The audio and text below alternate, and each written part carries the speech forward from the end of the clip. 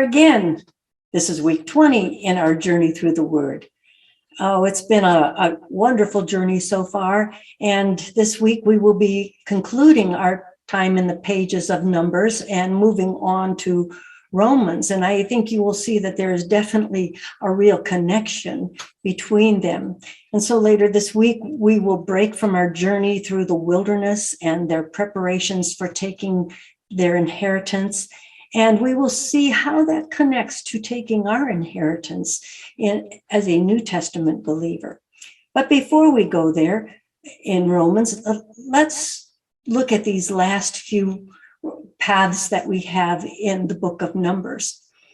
In Numbers 32 through 35, we end up with some very important foundations for our time ahead as the children of Israel go into the land. We find that there's battles that are fought on the other side of the Jordan before they actually enter the land. And you're going to read about the Reubenites, the descendants of Reuben, and the Gadites, the descendants of Gad, and how they won some battles on what we call Transjordan.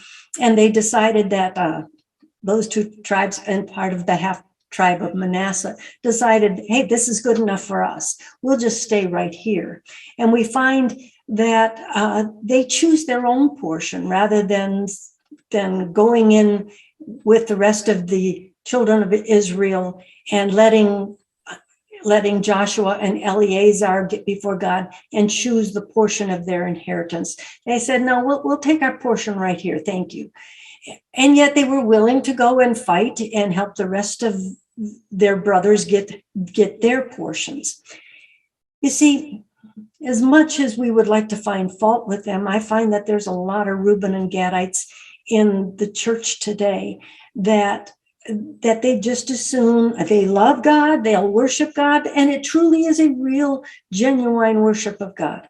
But they will gladly decide their own portion. God, this is what I want. Don't ask any more of me. I'll help everyone else to get their portion, but I'll be satisfied with just this. And so, and God will honor that because God is looking at the heart. He's looking at faith. But we also remember that when troubles came and when the enemy came, it was these tribes that were the first to fall when the nation was attacked. And then we find Moses recounting the 40-year wanderings of the journey of the Israelites through the wilderness. And he details it stop by stop and goes over it, causing them to remember.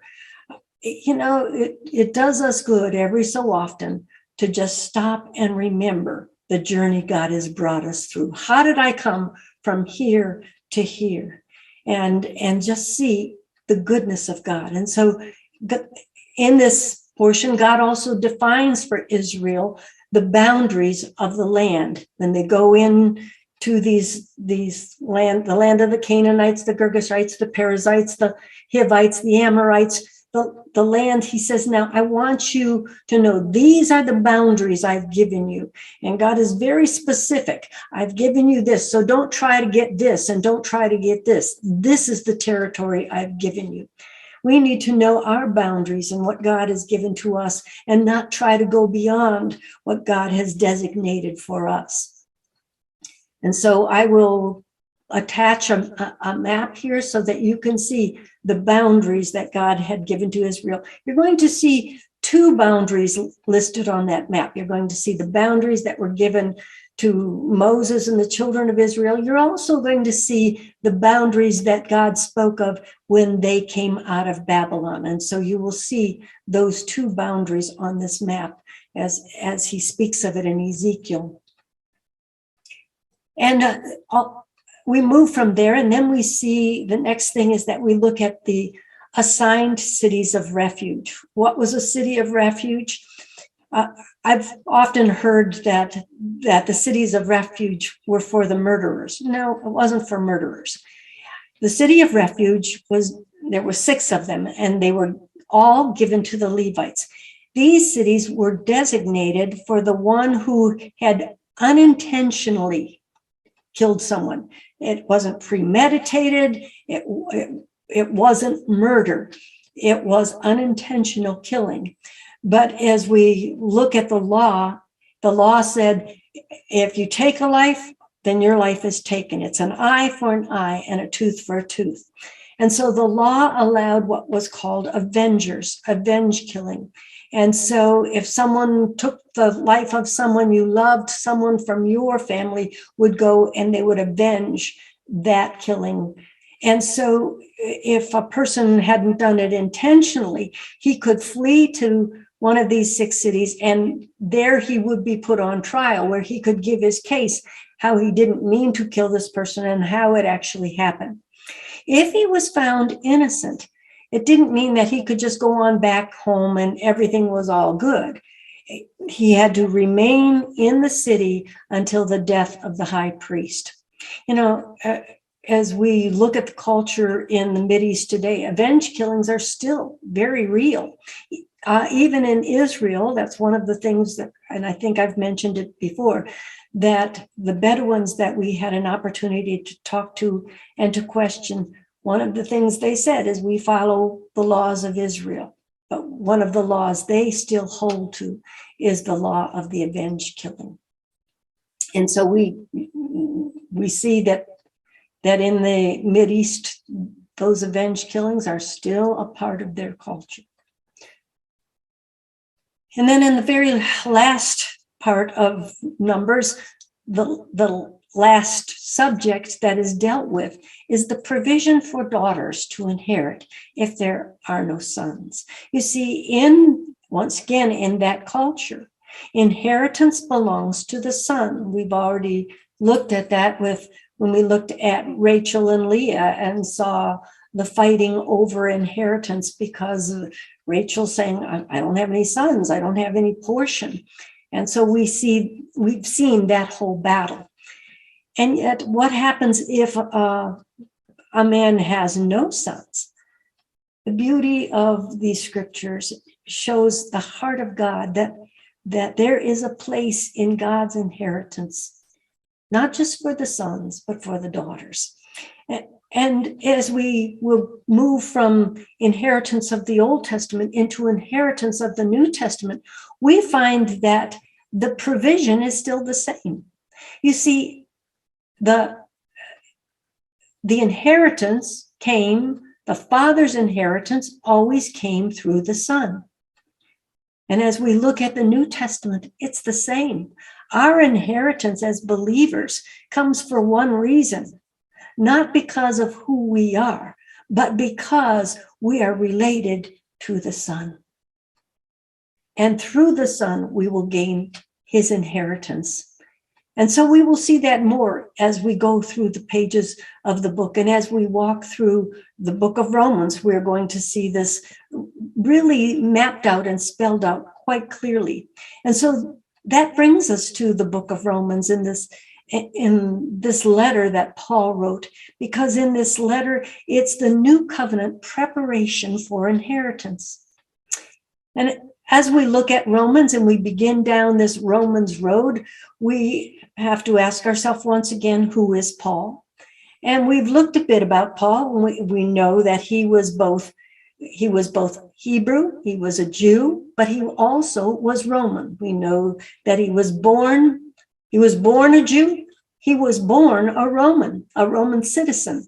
And so we see this dual nature in Paul. Is it any wonder that Paul is able even to express so clearly about dual natures? And we'll hear him speak even more so as time goes on. And looking at Paul's name, because he had this dual citizenship, both being Jew and both being Roman, he also had 2 names. And his Hebrew name was Saul, named after that first king of Israel. Shaul is, if you've ever met someone from Israel and they don't say Saul, that's the American, that's the English pronunciation.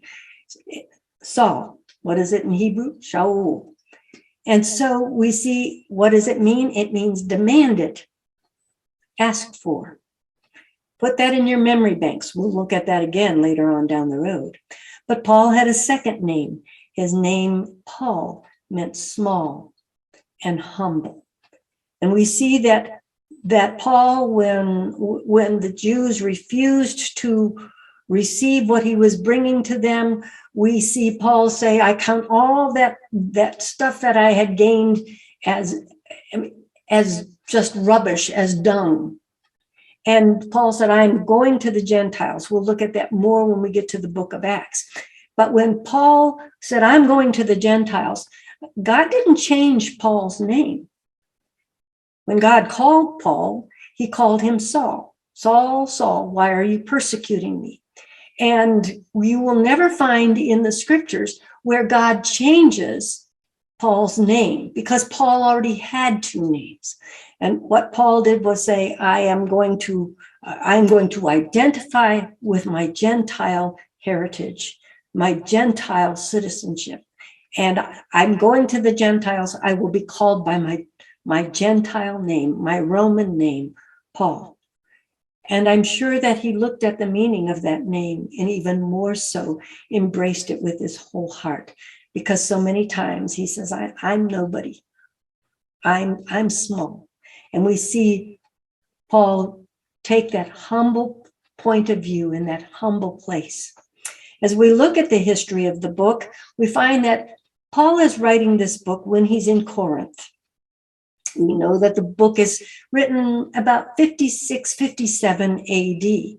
And when we get to the book of Acts, we will work on doing a timeline because so often when we read these things, they happen one right after the other, and we think that's how it happened. Like the life of Christ, it was 3 years. And when we read the Gospels, basically it's just giving us an overview of Jesus's 3.5 years of ministry. And we have a tendency to look at the book of Acts and the letters that Paul wrote and kind of put it in that same time frame. It happened like this. Well, it didn't, because as we look at when Paul wrote this letter, he wrote it about 20 years after his conversion. And when we go through the book of Acts, we're going to find that Paul's ministry expanded decades, but often it doesn't relate to us that way. Hopefully, we will get a clear understanding of the ministry of Paul. But no matter who Paul was writing to or where he went, he had one goal. That one goal was to present the gospel of the kingdom, the good news of the Messiah, especially to the Gentiles. But in presenting it to the Gentiles, he makes it very clear that his greatest hope is that his brothers, his Jewish brothers, will see the truth and they will see the reality of that message and how it changes lives, and that they too will come in to that walk of faith with the Messiah. And so we see the beginning of Paul's writings in Romans 1 and in Romans 2.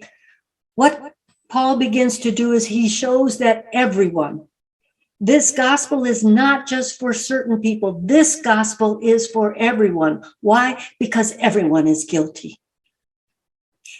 And he also, you'll find that he wants to show that this guiltiness is taken care of through the promised seed, that all inheritance is going to come through this one who is the promised seed, whose name is Jesus.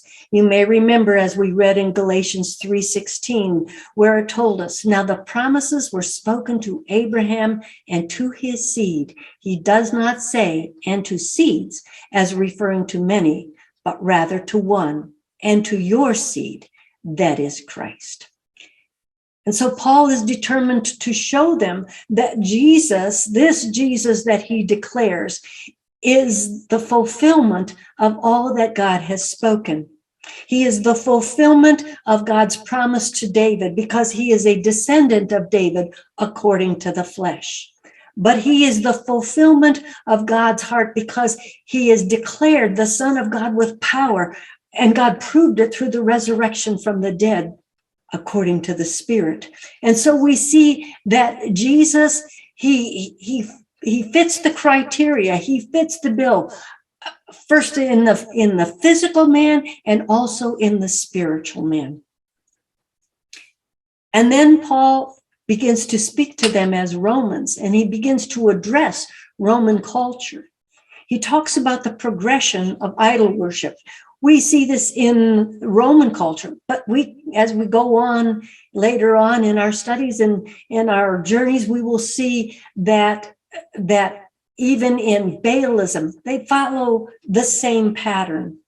And he says, first you changed the glory of God when God created man and was God over them. But you changed that, and you changed the glory of God into the glory of animals, and you began to worship animals, and you began to worship creation, the sun, the moon, the earth, celestial objects, and you began to worship the stars as though somehow they had a control over your life. And then he goes on to say, and then you kept descending lower and lower until you got to the place where you worshiped yourselves, you worshiped man. And he talks about how they changed the natural function of a man and a woman, and women began to lust for women, and men began to lust for men. And what he's describing there was so true in Roman culture. It's interesting, as you follow in scripture, we see that as a culture descends lower and lower, it begins to fall into these kinds of actions. And in Rome, it had gotten so perverted that they worshiped their bodies. They worship. That's why when you go to Rome and you see all these things in statues and that in Rome, why are they always naked? I went to Rome on a couple of different occasions, couldn't believe how many naked. It got to the place where my daughter and I, one time we were standing there together, and she said, "I'm so tired of seeing," and she'd hold her hand up. Why? Because they literally worshiped the physical body.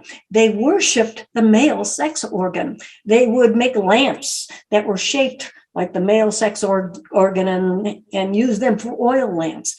And when they would have banquets, if you were a rich person or a man of any kind of wealth, you didn't want to dine alone. And so they would go to the forum after the forum, they would go to the gymnasium, and there they would talk amongst themselves, and they would invite people to come and dine with them that night. Because if you were anybody and you were going to prove you were anybody, you always had someone sitting in your triclinium at your banquet hall.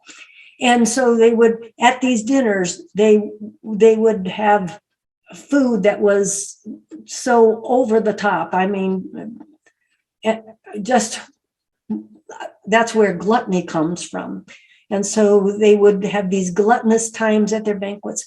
But as the night went on, the more they drank, then these banquets would turn into full-on sexual orgies.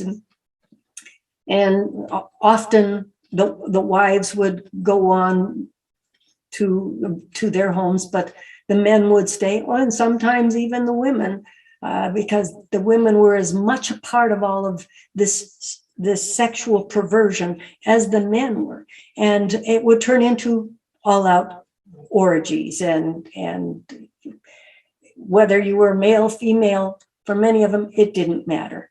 And they had just gotten so perverse. This is the kind of culture that Paul is writing to, and knowing this is the Roman culture. And so Paul tells them, God has put within every man a sense of right and wrong. And so if they want to say, well, we didn't know, Paul is saying, wait a minute, all of us, all of you are guilty. Don't try to say, well, I didn't know. Listen to how he puts it in Romans 1, verses 18 through 20. For the wrath of God is revealed from heaven against all ungodliness and unrighteousness of men who suppress the truth in unrighteousness, because that which is known about God is evident within them. For God made it evident to them. For since the creation of the world, his invisible attributes, his eternal power, and his divine nature have been clearly seen, being understood through what has been made, so that they are without excuse. We see this referred to when David writes in Psalm 19, verses 1 through 4. David pens these words: "The heavens are telling of the glory of God, and their expanse is declaring the work of his hands. Day to day pours forth speech, and night to night reveals knowledge. There is no speech, nor are there words. Their voice is not heard. Their line has gone out through all the earth, and their utterances to the end of the world." So God says, I've made it evident to man. I've made it evident to man in all that I created. I've made it evident in the very being of man. Man knows there is a right and there is a wrong. So how is it then that if we have that instinct in us of right and wrong, how is it that so many people now choose to walk the wrong way and choose the things that are against God's nature? The answer is given as Paul continues to write. He says it's because of the stubbornness and the unrepentant heart. The stubbornness of your heart and the unrepentance of your heart. If we look at the word stubbornness, we find that the word stubbornness literally means a hardened heart. The word can't penetrate because we've hardened ourselves. I don't want to hear it. Don't tell me that. It's against what I want to hear. I find that so often when people come to you with their sin, and when you begin to show them, the Bible says this about whatever sin that is. They don't want to hear it. They will give excuses for it. And as we look at the word unrepentant, it literally means without change of mind and without regret. Paul says it's because you've hardened yourself and because you won't let your mind be changed and you have no regret. And so Paul begins to show them that we are all without excuse because God has put within us a sense of right and wrong. And it's only when we have our hearts hardened and we are unrepentant that we're not able to hear the word. And so Paul begins to walk through a comparison. He compares Jews to Gentiles. He refers to them as the circumcision and the uncircumcision. And as you're reading, you might find, these words get very confusing. Well, if we can define it out for you so that you will be able to read it with understanding. What Paul is saying is that when he talks about the Jews, he's talking about Jews who have the law. They had it written for them what's right and wrong. But the problem is that the Jews, the circumcised, they had the law, but they didn't listen to it. And they didn't hear what it was actually saying. They didn't hear the very heart of the law, the very spirit of the law. And so as a result, they didn't do what the law was actually trying to get them to do. And he says, and then you have the Gentiles, the uncircumcision, the ones who haven't followed the law and heard about being circumcised because now I'm a child of Abraham and I have to have the circumcision so that I'm recognized as a child of Abraham so that I will gain the inheritance. And he says they don't have the law and they don't have the word of circumcision, and yet they hear the word and they do it. And he's talking about not Gentiles, he's talking about Gentiles who hear the word and believe it and do what the word says. So he begins to compare them. The Jews who are the circumcised, who have the law, but don't do it. And then the Gentiles who haven't had that written law, but have heard it with their hearts and do what the word was actually trying to tell them to do. And so Paul, in this very first part, he defines for them, you'll see this at the end of your reading this week. He defines for them, he said, I want you to know what a Jew really is. One who is a part of God's people and who is a part of his inheritance, who receives the inheritance. He says, I'll tell you who a real Jew is. It's not just anyone who's born of Abraham. Well, we know that, and he'll go on to talk about this at another time, because not everyone who was born of Abraham received the promises that were promised to Abraham through Isaac and Jacob. And yet there were others that were born to Abraham. We begin to list them. We look at Esau, and we look at Ishmael. These are all descendants of Abraham. Ishmael was birthed from Abraham, but he wasn't a part of the promise of Abraham, Isaac, and Jacob. And what was it that God required? He said to Abraham, to prove that you are in this covenant relationship with me, I want you to have the sign of circumcision. And so the Jews have put a lot of emphasis on circumcision.